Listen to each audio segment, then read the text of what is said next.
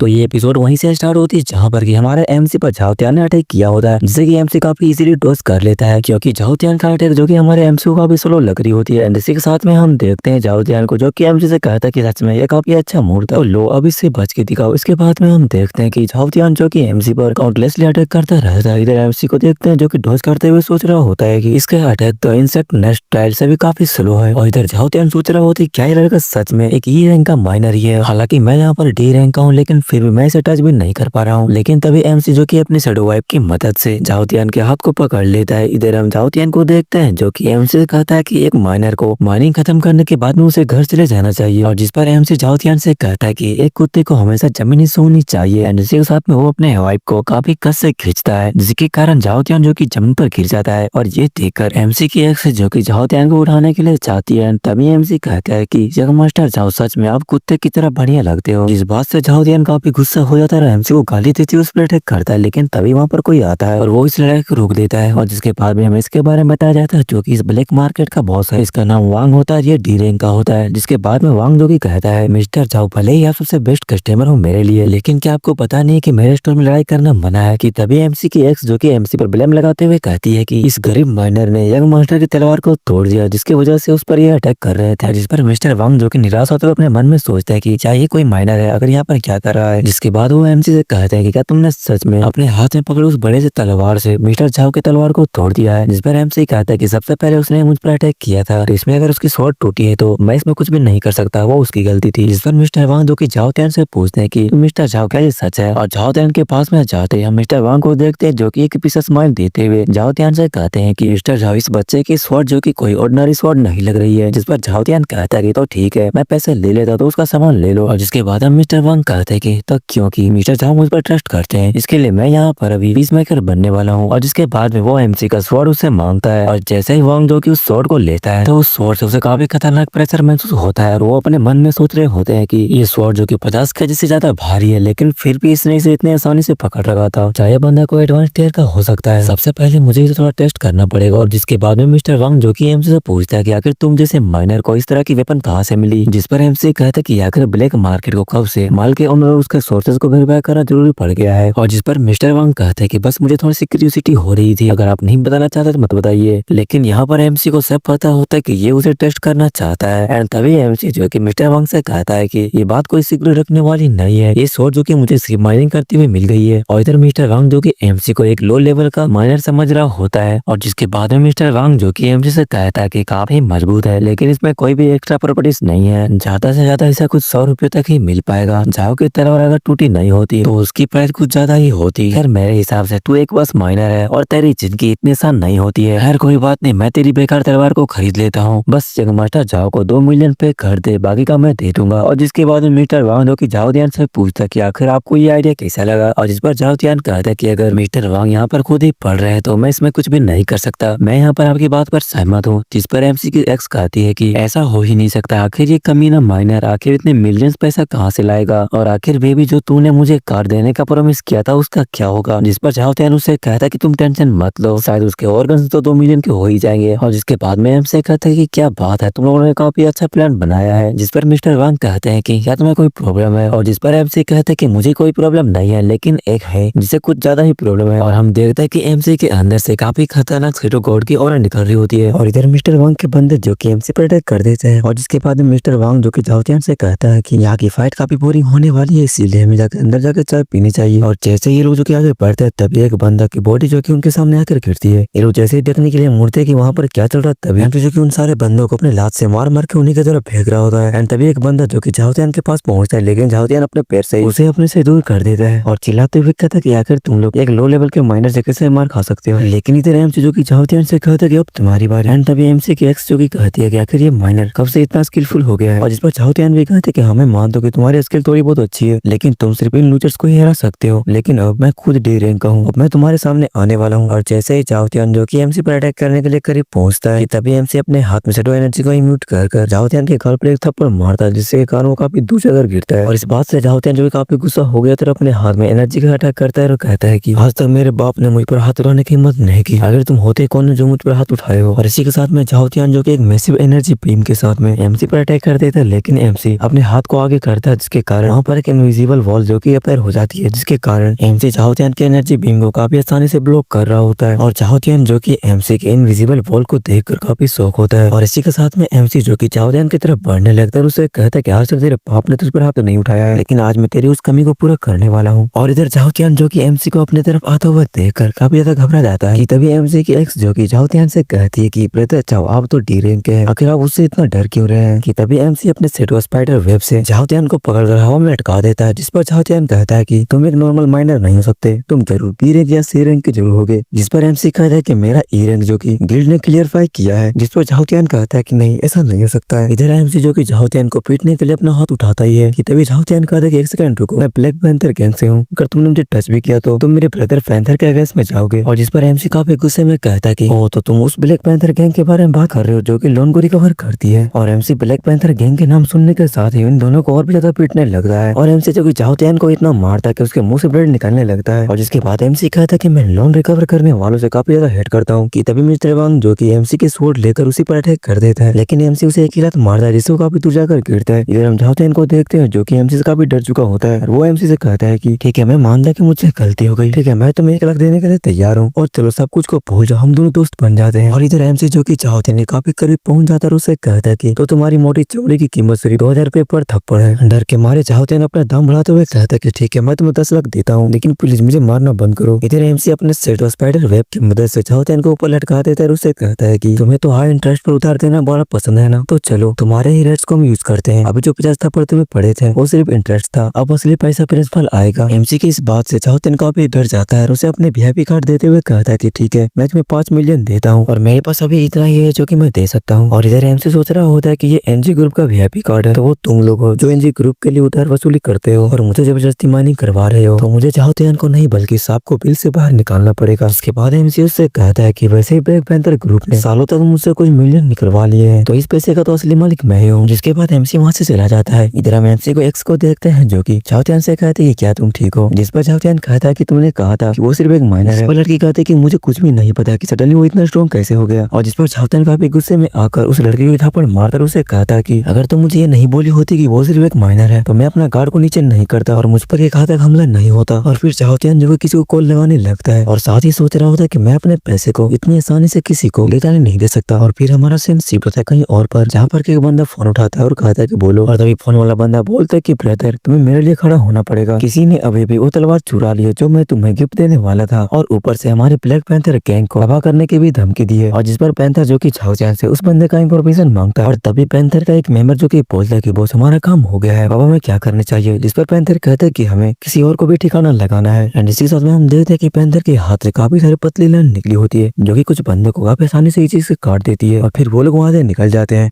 और इसी के साथ में हमारा सीन शिफ्ट होता है, अपने एमसी को देखते हैं जो कि एक स्क्रीन को देख रहा होता है। अभी वहाँ पर एक पर्सन आता है और उसे कहता है क्या मैं आपकी कुछ मदद कर सकता हूँ। और एमसी कहता है कि मैं एक ई रैंक का एडवांसर हूँ, तो मैं अपने लैब में सूटेबल कुछ मिशन को देख रहा था और वहाँ पर कुछ एडवांसर्स जो कि एमसी की इस बात को सुन लेते और कहते हैं कि आखिर यहाँ पर ई रैंक का कचरा यहाँ क्या कर रहा है। जिस पर दूसरा कहता है कि यहाँ सबसे लोवेस्ट मिशन जो कि डी रैंक का होता है, क्या ये सच में यहाँ पर मरना चाहता है। और एक लड़की कहती है कि मुझे हंसी आ रही है, आखिर एक ई रैंक का बंदा अगर इतने लाउड स्पीक में कैसे बोल सकता है, क्या उसे जरा से भी शर्म नहीं आ रही है। और जिस पर दूसरा बंदा बोलता है कि ई रैंकर केवल हमारे बलबूते खाते हैं। और तभी वहाँ का एक मैनेजमेंट टीम का बंदा जो कि हमारे एमसी से कहता है कि ई रैंक के बंदे वालों को बाहर अगर खड़ा रहना पड़ता है, अगर किसी को जरूरत पड़े तो तुम्हें बुला लेंगे। और वहाँ पर सारे लोग जो कि एमसी को काफी बुरा भला बोलने लगते हैं कि आखिर स्ट्रेस को शर्म नहीं आ रही, अभी तक ये यहाँ पर खड़ा खड़ा क्या कर रहा है। और इधर अपने एमसी को देखते हैं जो कि सोच रहा होता है अभी भी जो मुझे 5 मिलियन मिला था वो भी उन सालों लोन शार्क वालों ने लूट लिया एक ही सेकंड में। अब मुझे रोना धोना नहीं है, मैं प्रायोरिटी बस ये है कि मुझे कोई मिशन को ढूंढना होगा। और उसी वक्त वहाँ पर किसी की एंट्री होती है जिसके वहाँ पर आने से ही हम देखते हैं सारे लोगों के अंदर में प्रेशर महसूस होने लगती है और वहाँ पर एक साइलेंट माहौल बन जाता है और सारे लोग जो कि बात करने लगते हैं इसका प्रेशर काफी खतरनाक है, ऐसा लग रहा है यहाँ पर कोई बी रैंक आने वाला है। एंड तभी वहाँ पर हम एक लड़की को देखते हैं जिसके अंदर से काफी खतरनाक और निकल रहा होता है, जिसे देखकर कुछ लोग बात कर रहे होते हैं कि सच मुझे फील हो रहा है कि ये एक बी रैंक की है। और इधर हम अपने एमसी को देखते हैं जो कि अपने शैडो आई को एक्टिवेट कर दिया होता है। वो अपने मन में सोच रहा होता है कि इतनी पावरफुल एनर्जी डेडिकेट कर रही है कि फिर भी लगती है डेडिकेटेड रिच गर्ल जैसी, लेकिन फिर भी मुझे कोई मर्डरस इंटेंट फील फील नहीं हो रहा है, क्या वो इतनी फ्लोलेसली छुपा रही है। और तभी उस लड़की के साथ में एक बंदा होता है जो कि कहता है कि डेरिंग बिस्ट एबिस में माइनिंग के लिए डेरिंग एडवेंचर चाहिए, कोई इंटरेस्ट है क्या। इधर कुछ लोग जो कि एमसी के बारे में बात कर रहे होते हैं कि ये बंदा तो ई रैंक का है, फिर बी रैंक की इतनी हैवी ऑरा के सामने रिएक्ट क्यों नहीं कर रहा। और दूसरा कहता है कि मेरे तो घुटने कांप रहे हैं, अगर मैं ई रैंक का होता तो अब तक मैं जमीन पर घुटनों के बल आ चुका होता। और इधर एमसी जो कि इन सभी की बातें सुनकर स्माइल कर रहा होता है। और तभी ये लड़की जो कि हमारे एमसी को नोटिस करती है और वो अपने मन में सोच रही होती कि वो बंदा पहले एक माइनर था और मेरी बी रैंक की प्रेशर के नीचे वो आकर बिल्कुल चिल है। सच में ये मुझे काफी इंटरेस्टिंग लग रहा है। और तभी वो लड़की जो कि मैनेजमेंट टीम से कहती है कि मुझे उस लड़की की जरूरत है, जिस पर ये बंदा कहता है कि ये बंदा लेट से आया है, ना ही लाइन में लगा है और ना ही रजिस्टर किया है, ये तो रूल्स के खिलाफ है। और जिस पर ये लड़की काफी गुस्से में कहती है कि देखो मेरा दिमाग खराब मत करो, मैं यहाँ का रूल हूँ, तो ठीक है मैं इस रूल को चेंज करती हूँ। और ये बंदा सोच रहा होता कि पहले बार देखा कि मिस क्वीन किसी को खुद पर्सनली पिक कर रही है, आखिर ये माइनर है कौन। और इसी के साथ में हमारा सीन शूट होता है अदर डायमेंशन में, जहाँ पर एक बड़ा सा ऑर्क जो कि किसी पर अटैक करता है कि तभी हम एक बंदे को देखते हैं जो कि बांसुरी बजा रहा होता है, जो कि फ्रंट लाइन में डिफेंस का काम करते हैं। हम देखते हैं उसकी बांसुरी से निकली आवाज जो कि सारे मॉन्स्टर की सर तक को कुचल दे रही होती है। और इसी के साथ में एक स्वॉर्डमैन होता है और उसी के आगे एक वॉरियर होता है जो कि